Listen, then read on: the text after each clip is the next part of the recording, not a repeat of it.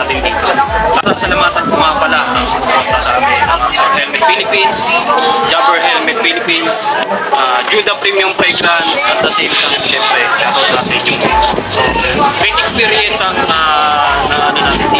At the same time, syempre kasama natin ng Behind Motorcycle at syempre si Batman at si Ako. So, salamat tayo sa PM at lalong-lalo na edit by Esco. Thank you very much. So, sana makasama pa namin kayo sa susunod na loop at sana kami pa rin ang makasama nyo sa mga darating. Thank you, thank you.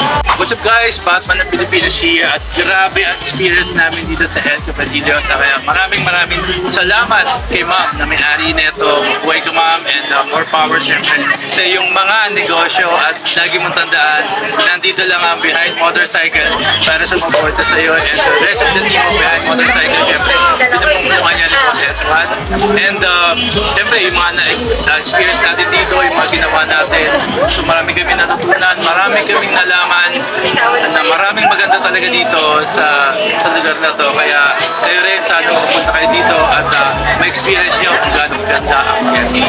Buhay kayo dito. Yo, what's up guys? Mr. Ambush here. So bagong lahat, maraming salamat sa Behind Motorcycles para sa pag-invite sa amin tatlo para sa inyong first ever Batman Loop 2026 and huge shout out na rin sa Infanta Local Government and Tourism para sa mainit na pagtanggap sa amin kay Mayor L.A.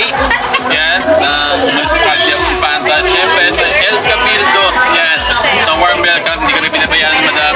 Always remember madam, nasa likod nyo lang po Behind Motorcycle and kami tatlo kay SPN, Sir Ambush and Batman ng Pilipinas. And huge shoutout nga pala sa Philippine Motorcycle Tourism. One of the tourist advocate po kasi ako, kaya marami akong natutunan dito. And isa sa mga highlights dito is yung kanilang mangrove. Kanilang mangrove na nakatago dito. Sobrang sorry. Maraming salamat po sa inyo lahat. Here! Behind Motorcycle, Batman Loop 2026 at El Cabildos Resort. Hey!